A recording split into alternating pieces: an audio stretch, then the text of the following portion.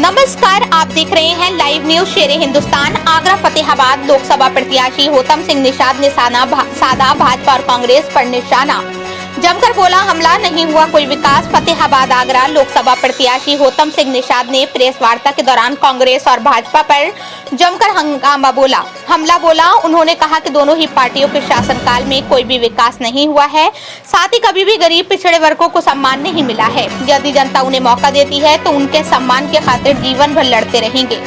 फतेहाबाद के बाहर रोड पर अपने कार्यालय में पत्रकारों से बातचीत करते हुए लोकसभा प्रत्याशी होतम सिंह निषाद ने भाजपा सरकार पर निशाना साधते हुए कहा कि शिक्षा के क्षेत्र में पुस्तकों पर भी 18% GST लगाई जा रही है।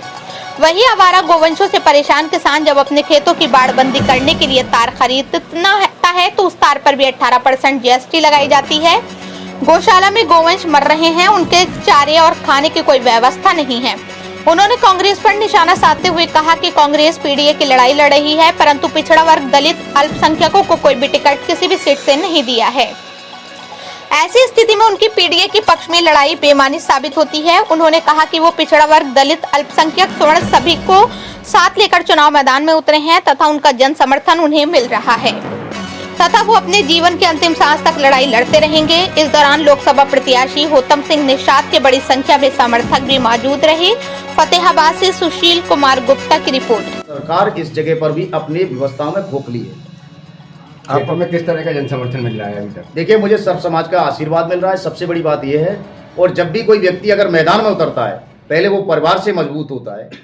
तो आज मैं सबसे पहले तो मैं अपने समाज को बधाई दूंगा, क्योंकि जब जब मेरा समाज आगे आया है तो समाज ने सब समाज का आशीर्वाद लेकर के इस क्षेत्र से विधायक भी बनाने का काम किया और इस क्षेत्र से लंबे समय से नेतागिरी के रूप में, एक इतिहास के पन्नों में गवाह के रूप में आज जो अपने जितने भी विकास कार्य हैं उनको देखने को मिला।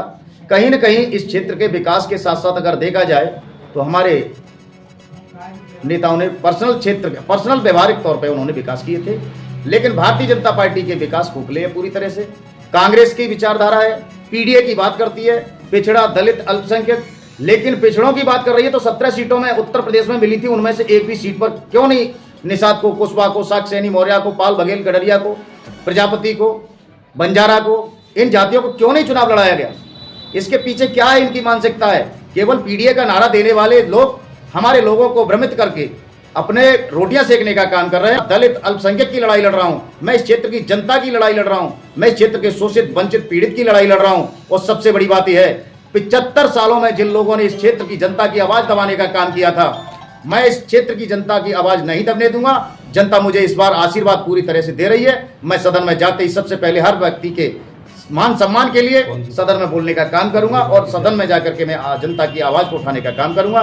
ऐसी मैं सोच को लेकर के जनता के बीच में जाऊंगा। तो इसी विषय में तरह से जन समर्थन के साथ साथ 15 तारीख को हमारे केंद्रीय कार्यालय का उद्घाटन होना है, जिसमें सभी क्षेत्रवासियों से मेरा आग्रह है कि हमारे वरिष्ठ नेतागण इस केंद्रीय कार्यालय का उद्घाटन करेंगे।